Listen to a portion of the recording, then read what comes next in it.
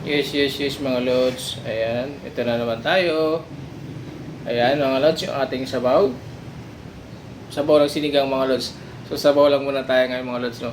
At siyempre, ito po yung ating, ayan, meron tayong hotdog, tsaka ating lumpia mga lods, no? Ayan, lumpia natin. Hindi siya malutong mga lods, no?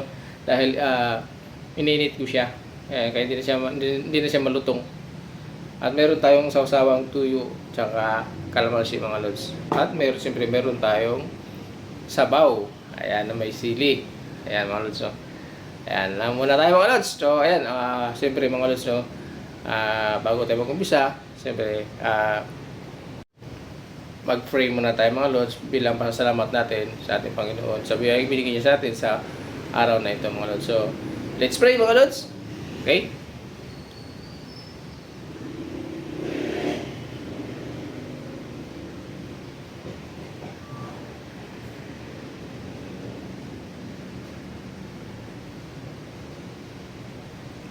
Okay?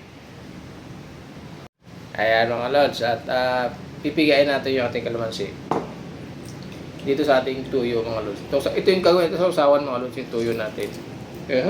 Tumalsik pa. Ayan. Tapos mga lods, ito naman yung ating sili. Ito mga lods, yung sili natin. Dito natin ilagay sa ating tuyo. Ayan. Para mag-isaw-sawan natin. Pero siyempre, tikman muna natin sabaw natin mga lods. Itong sabaw natin sinigang ito mga lods. Ayan.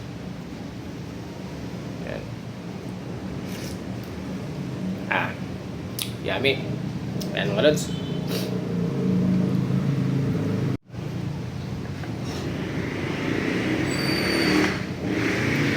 Kaya tayo mga lods.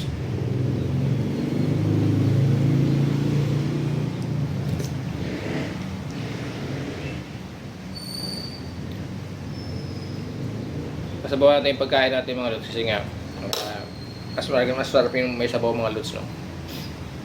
Para madali natin siyang kainin.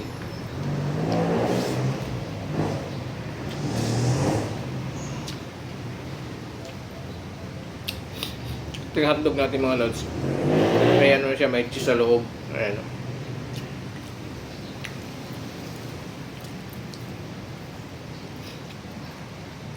Ayan.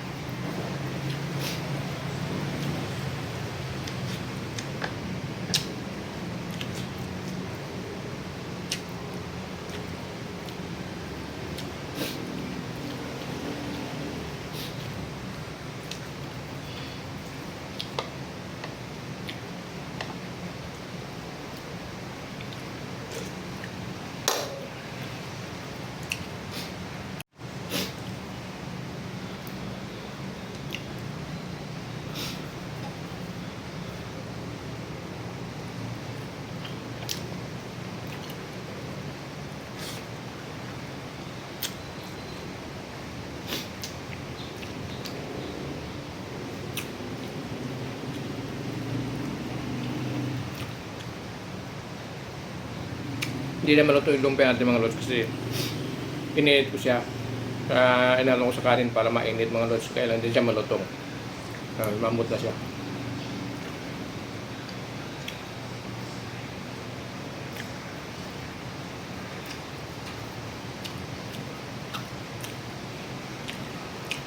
Dami.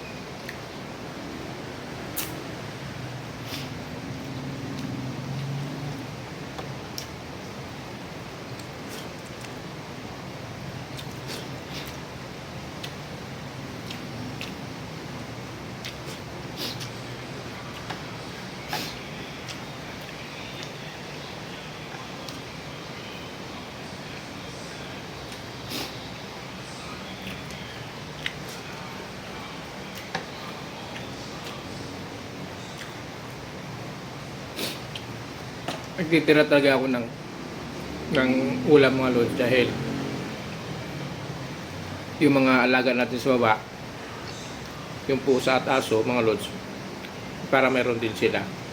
Kaya pag kumakain ako mga lods, talaga nagtitira ako para meron din ako may bigay sa kanila mga lods. So yun.